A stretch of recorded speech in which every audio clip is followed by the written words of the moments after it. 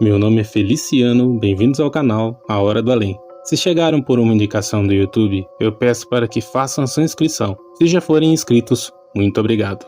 Nesse vídeo, teremos relatos enviados pela Renata. Então fiquem agora com a narração da inscrita do canal A Hora do Além.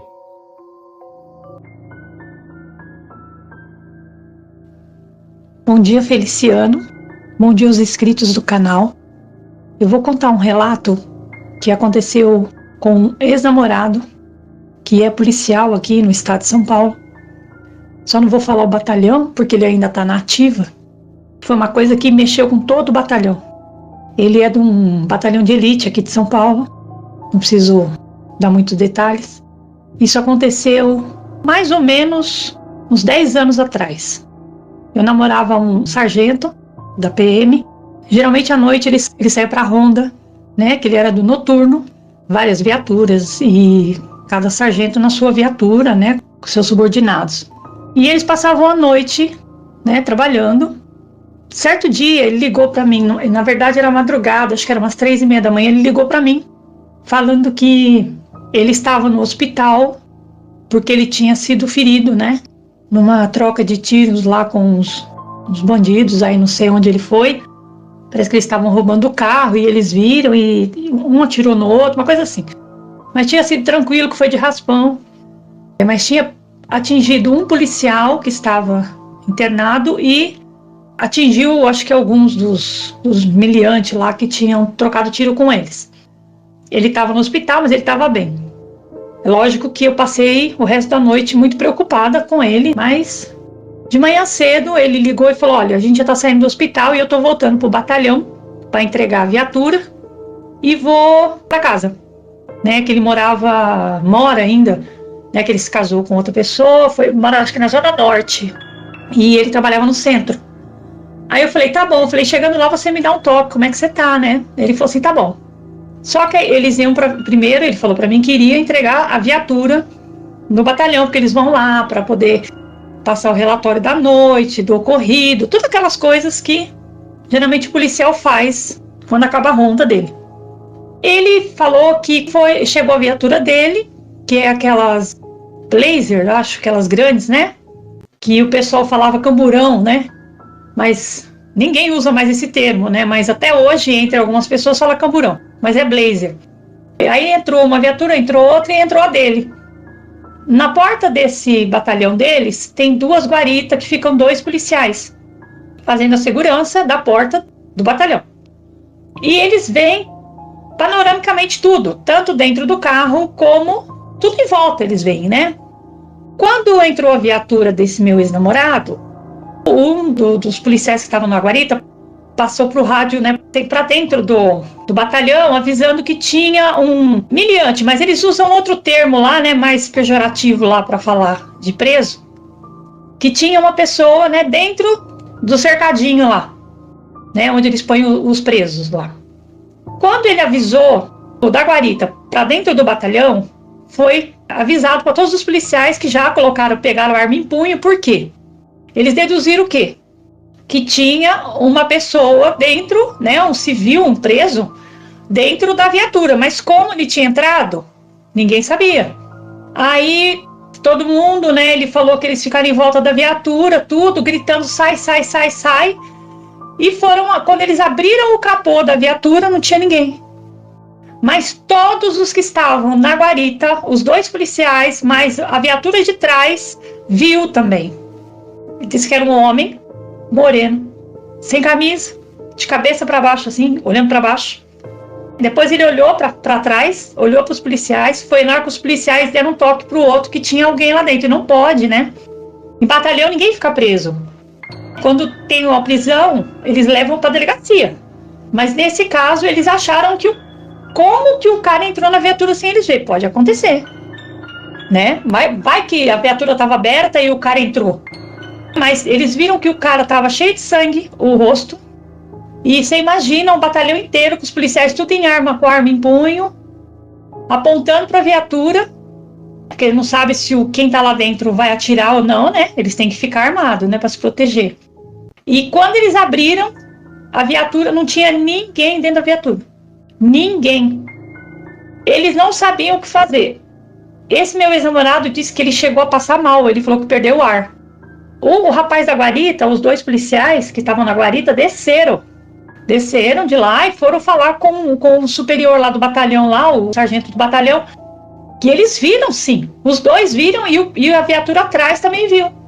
Ainda fizeram uma varredura pelo batalhão para ver se a pessoa não tinha fugido, mas não tinha como. Se eles já tinham sido avisados e já estavam cercados, não tinha como uma pessoa sair dali sem ninguém ver, ainda mais uma pessoa sem camisa, sangrando. Diz que foi um desespero total. Os policiais não esperavam isso, né? Eu acho que eles preferiam, né, até que tivesse algum meliante mesmo dentro da viatura, mas foi uma coisa chocante. Isso ficou muito tempo marcado nesse batalhão. E esse meu ex-namorado falou que demorou muito tempo para as pessoas se acostumarem com essa situação aí. Como tem policiais de várias religiões, alguns falaram que era demônio, outros falaram que era espírito perdido, ou devia ser algum que trocou tiro e morreu e acabou entrando na viatura. Cada um tinha uma resposta. Na verdade, ninguém tem uma resposta. Mas foi uma coisa tão impressionante que sempre que a gente conversa, que eu ainda tenho contato com ele, mas assim, quando ele fala disso, até a esposa dele, né, a atual esposa, ela também é do meio policial, ela fala que é uma coisa impactante, porque todo mundo comenta isso. Até hoje, nesse batalhão e nos outros batalhões que os outros policiais passam, eles comentam sobre isso, porque foi uma coisa misteriosa, que não tem explicação. Se várias pessoas presenciaram, várias pessoas foram testemunhas oculares, né, disso, é um mistério, mas todo mundo viu. Espero que vocês tenham gostado, espero que você tenha gostado, Feliciano. É uma das muitas histórias que eu fico sabendo e que algumas acontecem comigo, mas essa foi com um ex-namorado. Tá bom? Um beijo, fica com Deus.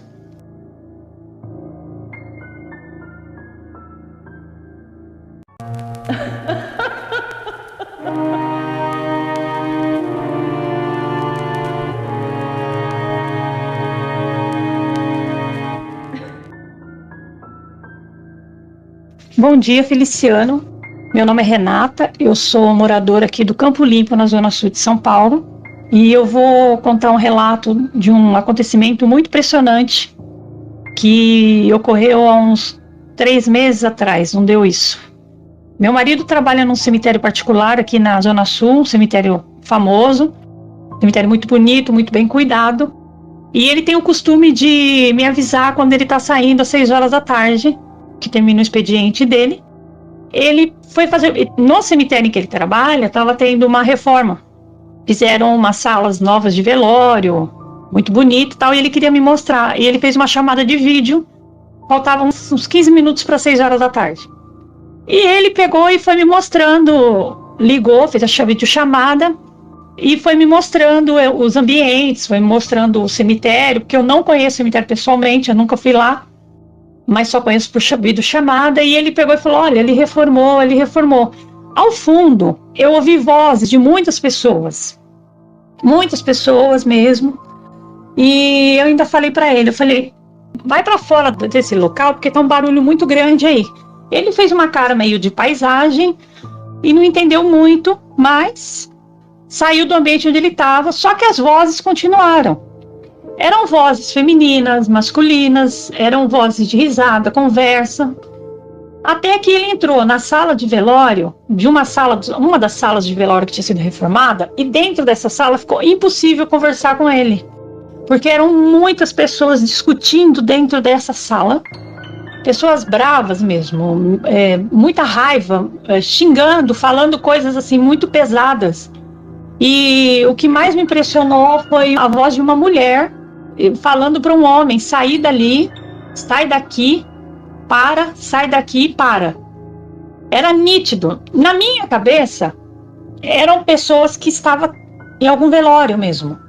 Porque como eu não tinha perguntado para ele nada, para mim estava tendo velório, ele estava passando pela porta próximo a alguma sala de velório, que são muitas salas, né? E como ele estava numa sala vazia, eu deduzi que do lado estava tendo velório.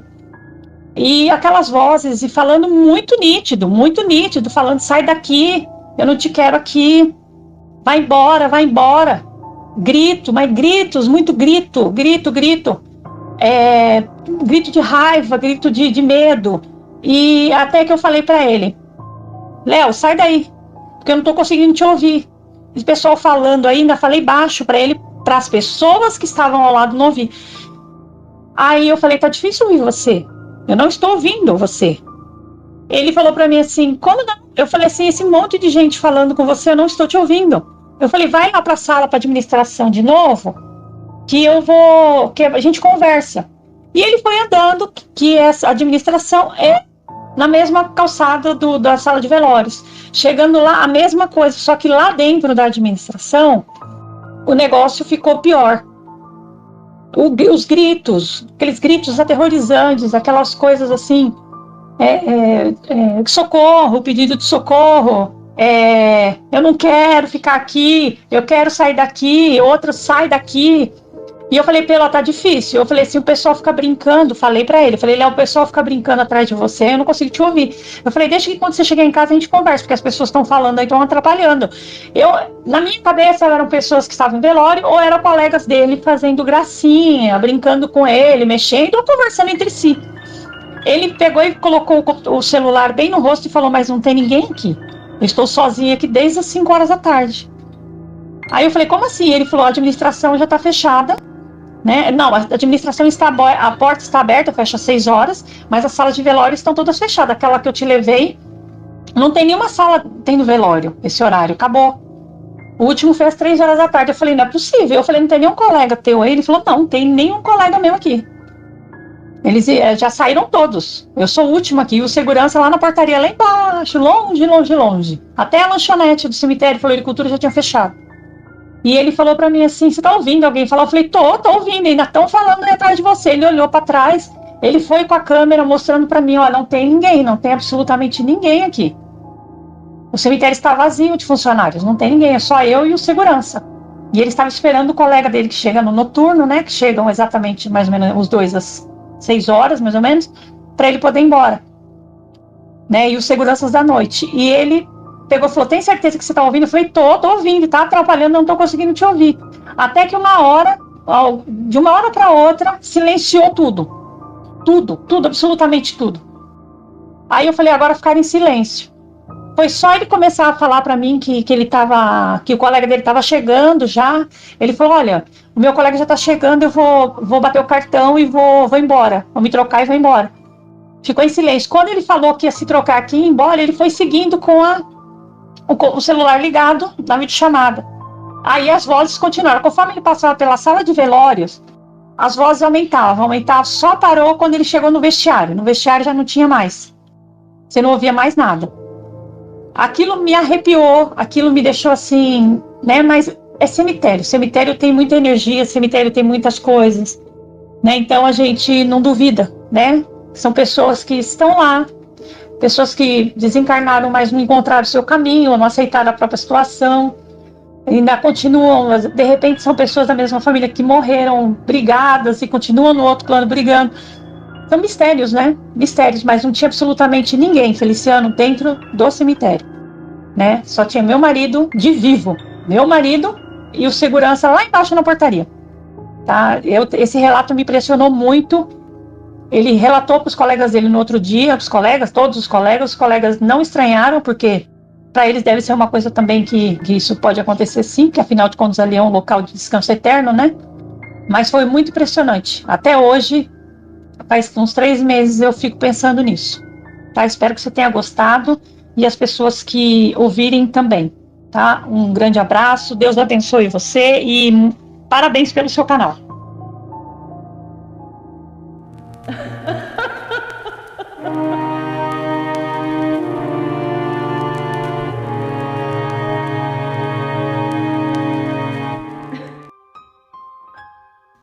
Boa noite, Feliciano. Boa noite a todos os inscritos do canal. Eu vou contar um relato que aconteceu comigo numa igreja muito famosa aqui em São Paulo, num santuário que tem aqui na capital. Isso não faz muito tempo. A minha filha está com 3 anos e 6 meses, eu acho que eu não estava nem grávida dela. Eu tinha ido a uma missa.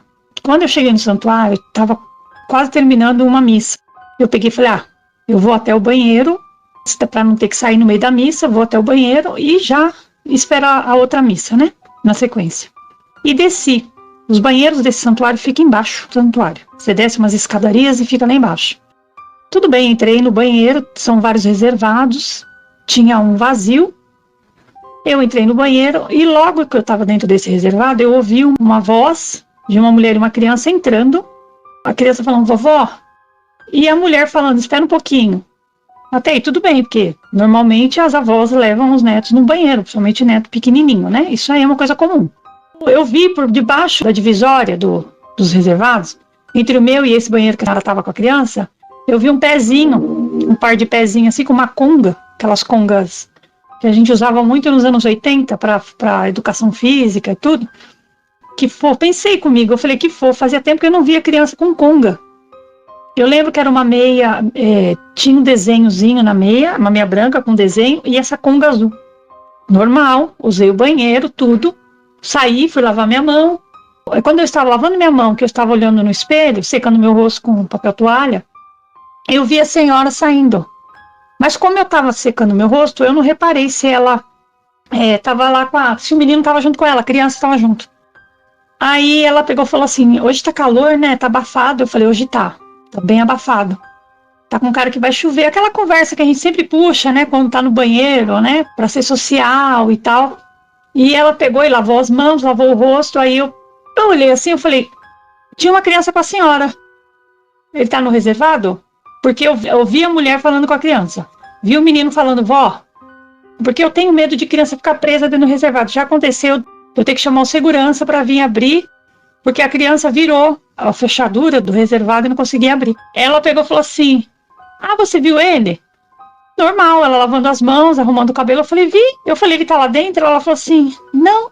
Ela abriu a porta do reservado e me mostrou, não, ele não tá. Eu falei, ele saiu por baixo daquele vão da divisória? Ela falou, não. Eu falei assim, eu não tô entendendo. Ela falou assim, é meu neto. Você viu, não é todo mundo que vê. Eu olhei pra ela, eu falei, não tô entendendo, senhora. Ela falou assim, esse meu netinho, ele me acompanha onde eu vou. Eu falei, tá, vem na missa, né, só atrás dele na missa. Ela falou assim, às vezes ele vem comigo, às vezes ele fica sentadinho esperando.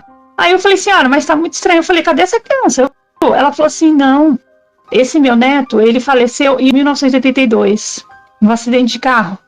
Nós éramos muito grudados, ele era muito apegado a mim. A minha filha comprou uma casa do lado da minha casa para ficar junto. E esse acidente matou ele aos 6 anos de idade. E ele sempre está comigo. O pai dele já viu, algumas pessoas já viram. Eu falei, a senhora não tem medo? Eu sinceramente, Feliciano e inscritos, eu não tenho medo. Porque a mulher me passou uma calma muito grande. Quem ouve, ela falando, pensa que ela é maluca e tal, mas eu vi o pé do menino, eu vi o menino falando. Ela falou, você não se assusta? Na hora, dá um choque. Não vou mentir. Né? Você fica meio assim. Eu comecei a suar, que eu sentia minha testa ficar úmida. Mas medo eu não tive. E eu entendi. Eu acho que o amor dessa avó por esse neto era tão grande, que ela puxa ele pelo pensamento. E eu acho que ela não deixa ele embora. Né? Acho que ele fica aqui com a avó. E foi uma coisa muito impressionante. Ela foi embora, me desejou uma boa missa para ela também. Eu subi, eu deixei ela sair primeiro. Eu, curiosa, fui olhar em todos os reservados, acho que tem 6 ou 7 reservados. Olhei no fraldário, não tinha ninguém. E realmente ela subiu sozinha, porque são 3 lances de escada para subir, para chegar dentro da igreja. E se tivesse subido a criança com ela, o que ia acontecer? Criança faz barulho quando corre, principalmente batendo tênis no chão, né? Que é aquelas congas que fazia muito barulho. Participei da Santa Missa, sentada, tudo, eu ficava o tempo todo olhando para ela. Ela sentou lá na frente e eu sentei do meio para o final. E eu ficava olhando para ela. Acabou a missa, tudo, o padre deu a bênção final, ela passou pela corredor central e falou para mim, tchau, fica com Deus. Eu falei, a senhora também vai com Deus. E ela piscou para mim e foi embora. E eu guardei isso para mim, fiquei muito tempo guardando isso para mim, até que um dia, conversando com um padre, né, um amigo pessoal, eu contei para ele. Devido à doutrina da Igreja Católica, muitas coisas não podem ser faladas porque as pessoas não acreditam. Né? E também, se os padres forem falar alguma coisa, eles podem ser punidos, né? Ele simplesmente falou, vamos rezar missas por essa criança. Eu falei, eu não sei o nome, tá, da criança, mas a avó, acho que ela vem aqui sempre no santuário, porque ela estava muito familiarizada com tudo dentro da igreja. Ele falou assim, vamos ver quem é essa senhora, mas não sei quem era, entendeu? Assim, se eu falar para vocês que eu nunca mais a vi, um ano depois eu a vi, quer dizer, não vi mais o menino, nada, entendeu? Mas foi uma coisa impressionante, realmente é uma coisa só você vendo para você entender como existem mistérios entre o céu e a terra. Existem mistérios entre o lado de cá e o lado de lá. Que ele tenha paz e que ela também tenha paz. Eu não sei se ela faleceu, já faz algum tempo, mas ela já era uma pessoa bem idosa. Foi uma coisa impactante. Eu espero que vocês tenham gostado. Um grande abraço a todos vocês. Uma boa noite.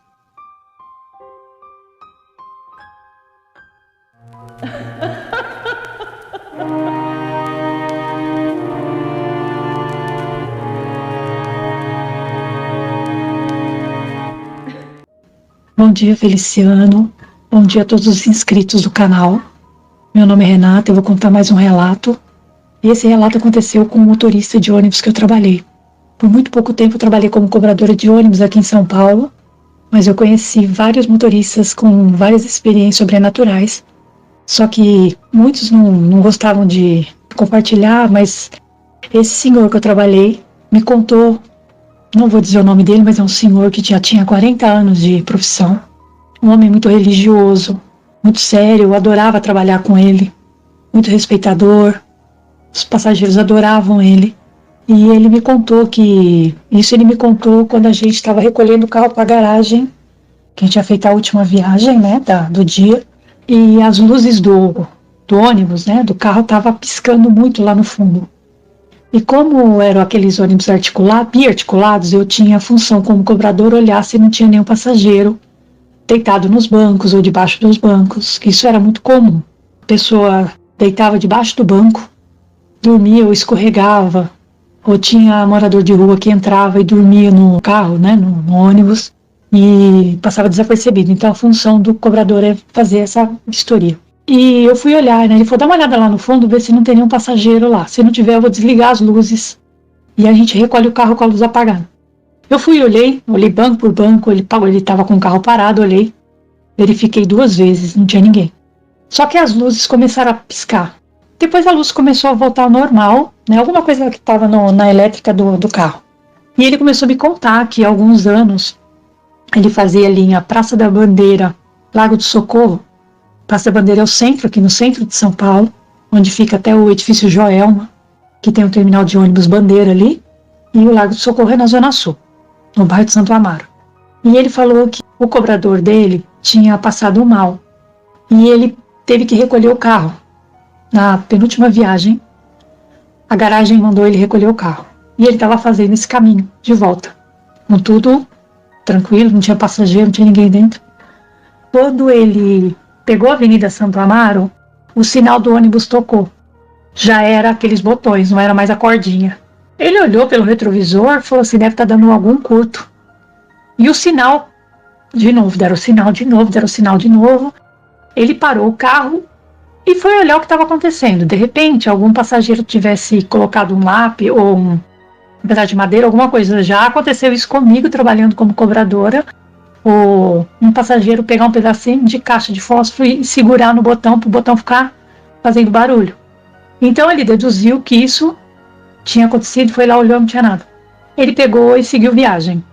Seguiu a Avenida Santo Amaro, tudo. E ele foi pegar um trecho da Avenida João Dias, eu acho que é a Avenida João Dias. Ele olhou pelo retrovisor, como de costume, porque ele estava num carro biarticulado.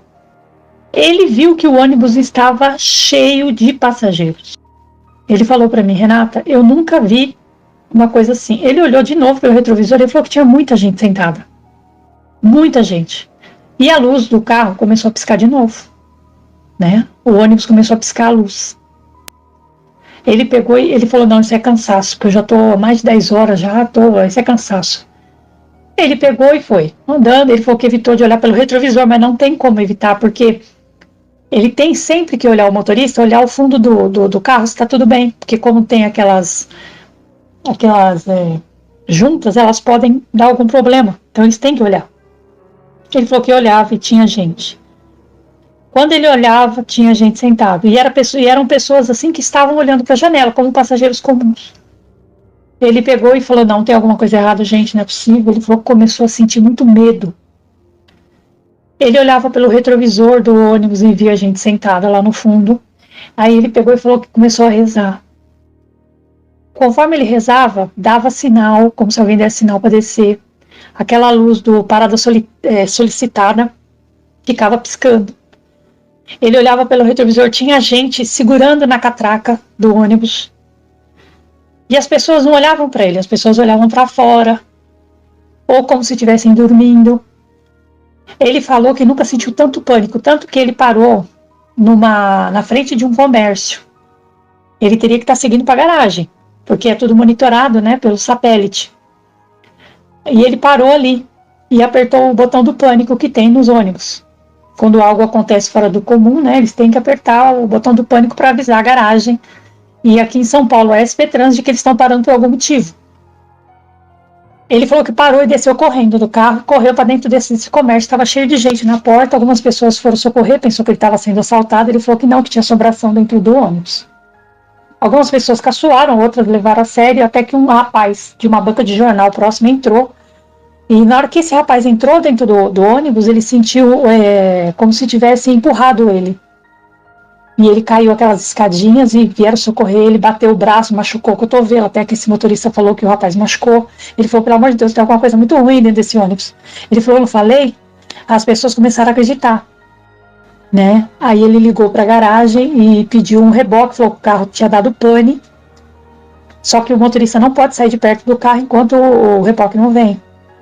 E ele falou para mim, ele falou, Renata, eu nunca senti tanto pânico na minha vida como eu senti naquele dia. Né? E ele falou que conversou com não sei se foi o gerente da garagem, não sei, e pediu para mudar de linha. Realmente ele mudou de linha, foi essa linha que eu trabalhei com ele, que é uma linha mais sossegada, uma linha mais curta, né? E ele falou que foi terrível, e aí depois conversei ele contando com algumas pessoas que confiavam, porque ele falou que tem muita gente que ficava caçoando, falando que ele estava ficando velho já na profissão e tal, mas não era não. Era assombração mesmo. E outros motoristas relataram a mesma coisa. De passageiros, o ônibus está sendo recolhido e eles olham pelo retrovisor, né? Para olhar o carro todo e tem gente sentada. Ou tem gente em pé segurando lá no ferro, segurando no banco. Não duvido não, porque essa pessoa contou uma pessoa que não jamais mentiria. E as pessoas lá nessa garagem tinham muito respeito por ele. Eu saí de lá, não tive mais contato com ele, mas uma pessoa de muito boa índole, uma pessoa de todo mundo gostava, né, e que era levado muito a sério. Até quem era cético começou a acreditar. Espero que vocês tenham gostado. E realmente essas histórias de ônibus, assim, de transporte público, é interessante, eu gosto. Quando ele contou, eu falei, não, vou ter que... Eu lembrei dessa história, eu falei, ter que contar pro Feliciano e para todos os inscritos. Um beijo, Deus abençoe a cada um de vocês.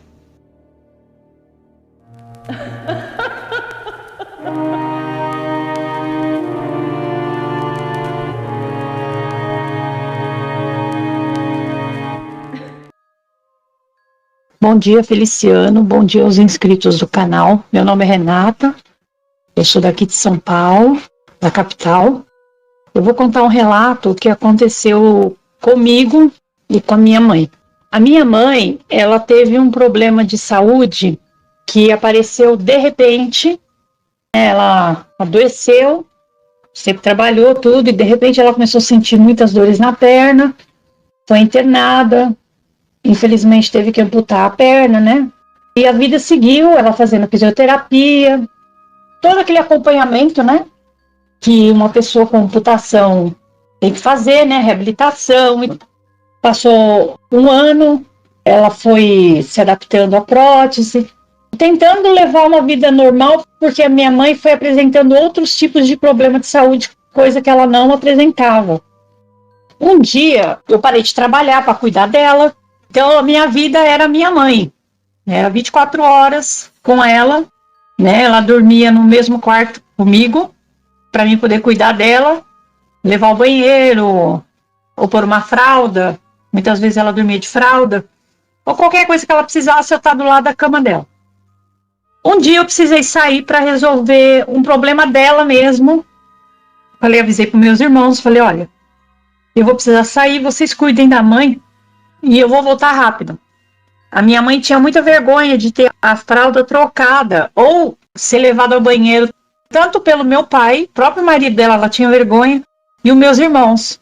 Por eu ser filha única e mulher, né, mais velha, ela não tinha vergonha, então ela esperava, às vezes ela ficava nervosa porque eu estava fora e não deixava, meu pai insistia muito, vamos no banheiro que eu te levo. Não quero esperar a Renata chegar. Tudo bem, o tempo foi passando, se passaram 3 anos mais ou menos dessa luta toda com ela. Foi no dia que eu saí, que eu falei pro meu irmão. Quando eu voltei, minha mãe estava deitada no sofá, com o olho estalado, assim, bem esbugalhado. Como ela tinha diabetes, às vezes a diabetes caía muito. Eu ia fazer o teste, né, para ver como que estava a glicemia dela, e geralmente estava baixo, quando ela estava com o olho muito aberto. Então eu fui, fiz, estava normal. Eu falei, mãe, deixa eu fazer o teste. Peguei o aparelhinho do diabetes, tudo, da glicemia, fiz o teste, deu normal, 95, mas eu falei, tá normal. Eu falei, mãe, o que houve? Ela falou para mim assim, vem aqui, que eu vou te contar. Aí ela falou para mim que ela estava deitada no sofá e ela cochilou. A televisão estava baixinha, né? Meus irmãos estavam fazendo alguma coisa, ela ficou cochilando no sofá. Ela percebeu que na sala da nossa casa tinha muitas pessoas, né? E ela falou, sabe aquele cochilo que você tira assim pesado, que demora alguns minutos, aquele sono gostoso? E ela percebeu que tinha umas pessoas na sala, né, com umas roupas brancas assim, e tinha uma mulher em especial, estava parada olhando, sorrindo para ela. Na cabeça dela, era um pessoal da UBS, aqui próximo da nossa casa, que visitava minha mãe semanalmente. Os médicos ou os enfermeiros, né, que é o PSF, né, o Programa de Saúde da Família, eles vinham visitar minha mãe.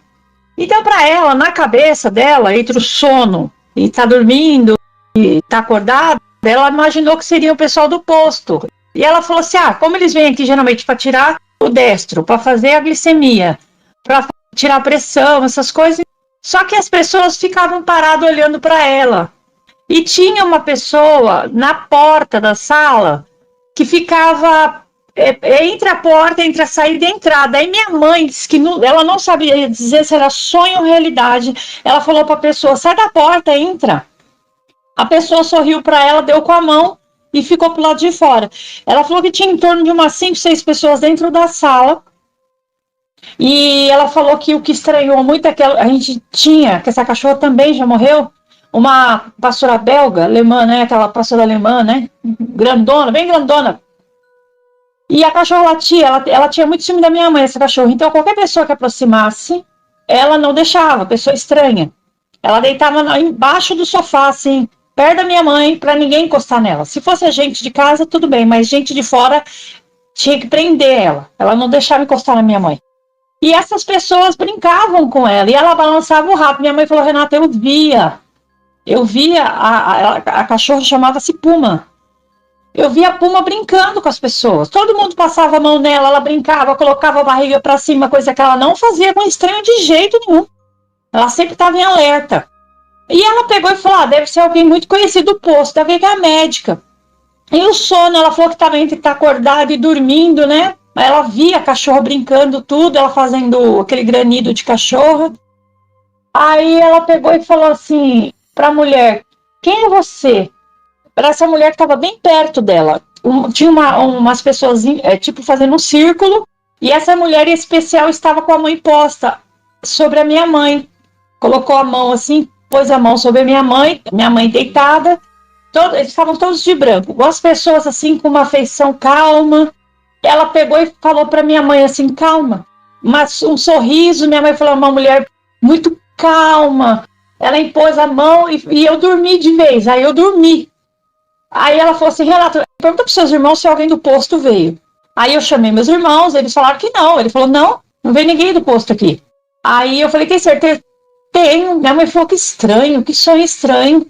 Mas ela ficou assim, a partir desse dia, vocês inscritos, Feliciano, olha, eu vou falar para vocês, ela mudou. A minha mãe é como se ela estivesse entre o céu e a terra. Falava, mãe, a senhora tá bem? Tô. Eu tirava o destro dela, media a glicemia, né, para ver se o açúcar estava baixo. Estava normal. ela gostava muito de assistir televisão, novela, essas coisas. Ela já ela olhava para a TV, mas não via TV, sabe assim? Eu levava ela para a cozinha para descascar legumes, né, comigo, para ela se sentir, né, assim, ativa e tudo. E ela pegava os legumes e não descascava, ela descascava, mas como se ela não tivesse ali. Ela faleceu 8 dias depois. Isso foi numa segunda, ela faleceu na quarta. Eu tenho certeza que foi espiritualidade, foram anjos ou espíritos evoluídos que vieram preparar minha mãe. Porque antes deles aparecerem, minha mãe estava muito angustiada por ela estar parada, que ela sempre foi uma mulher ativa, sempre trabalhou. Ela estava muito nervosa. Às vezes eu colocava ela na cadeira de roda, mesmo ela com a prótese, e saía com ela para andar na rua. Mas isso não estava resolvendo, ela estava muito angustiada, né? E depois que esse pessoal apareceu, ela ficou outra pessoa. Eu dava banho, ela estava quieta, eu ia conversar com ela, a gente gostava muito de conversar. Ela contava as coisas dela lá do Paraná, né? Que ela nasceu no Paraná. E ela contando as coisas de criança, só que depois desse caso, né? Dessas pessoas, ela ficou mais calma. É como se ela não tivesse mais aqui. Isso foi numa segunda-feira, ela passou a semana, assim. Aí eu ainda comentei com meu pai, eu falei, pai, a mãe tá estranha. Ele falou, será que é medicação? Aí eu falei, ó, ela vai ter consulta na próxima semana, eu vou perguntar pro médico, né? Só que Deus tinha outro plano. Isso foi na segunda-feira, passou terça, quarta, ela daquele jeito. Final de semana, então, foi pior. Quando foi na terça-feira, ela estava mais calada. Gente, é muito, muito difícil explicar assim. Ela estava fora do ar. Ela olhava por nada, assim, sabe? Parecia que ela não estava mais lá, só estava o corpo. Meu, mãe, senhora tá bem? Tô. Tá com fome? Não. Não quer nenhum pão? Não, não quero. Quer jantar? Não, depois eu como um pouquinho. Mas assim, virava pro lado, no sofá, dormia ou às vezes ficava de olho aberto. Quando foi na terça-feira à noite, às 7h30, mais ou menos, da noite, minha mãe teve um infarto fulminante na sala da minha casa. Ela morreu no meu colo. Eu tentei reanimar, liguei pro SAMU. Como eu já sabia fazer o procedimento de ressuscitação, porque eu já fiz curso, né, de primeiros socorros, fiz toda aquela manobra no telefone falando com o médico do SAMU, com a atendente, e ela fez toda aquela manobra. E infelizmente eu vi minha mãe, né? Infelizmente porque fiquei sem minha mãe, vamos dizer assim, né? Temporariamente, porque a gente vai se encontrar, eu tenho certeza. Ela faleceu, eu olhando para ela. Ela deu suspiros, a pupila dilatou e ela foi embora. E a impressão que eu tive é que ela estava feliz ali. Pode parecer uma bobagem, mas a impressão que eu tive é que ela estava feliz. Eu não sei se aquela turma que apareceu para ela estava ali, porque ela ficou olhando um ponto da sala, porque ela morreu na sala. O infarto dela foi fulminante, fulminante, assim. Não teve nada. Ela estava com um prato na mão, mas ela não queria comer. Até que ela falou que depois ela comeria. E o prato caiu. E eu vi que tinha alguma coisa errada. Ela caiu do lado e aconteceu tudo isso. Então, é uma coisa misteriosa que eu conversei muito com meu pai após o falecimento. No dia do enterro da minha mãe, eu falei, pai, foi depois que esse pessoal apareceu que a mãe ficou assim. Meu pai, homem presbiteriano, né? Ele já faleceu também, 3 anos depois da minha mãe. Ele não acreditava muito nessas coisas, mas ele começou a pensar. Ele falou, nossa, tem alguma coisa a ver. E é uma coisa misteriosa, gente. Desculpa, o relato é comprido, mas são coisas sobrenaturais. Para mim, isso é sobrenatural. Eu acho que do outro lado tem, sim, muita coisa. A vida após a vida não é finita. Ela não acaba. Né? Acaba o corpo físico, mas continua. Quem são aquelas pessoas que visitaram a minha mãe? Quem são? Né? Só Deus vai nos revelar no dia do encontro com Ele. Eu espero que vocês tenham gostado. Foi uma coisa pessoal. Eu fiquei emocionada porque eu lembrei dela falando. Lembrei da semana que ela ficou entre o céu e a terra, vamos dizer assim. Espero que vocês tenham gostado, tá bom? Deixem no comentário o que vocês acham. Bom, fiquem com Deus. Deus abençoe cada um de vocês. Feliciano, um grande abraço. Obrigada.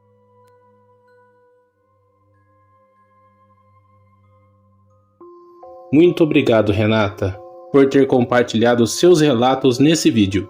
Se vocês também quiserem compartilhar seus relatos, pessoal, na descrição do vídeo estará o link que vai direto para o WhatsApp do canal. Eu gostaria de agradecer a cada um de vocês que sempre está aqui, deixando o like, compartilhando e comentando. Que Deus abençoe a cada um de vocês, suas famílias e seus amigos. Muito obrigado, até o próximo vídeo.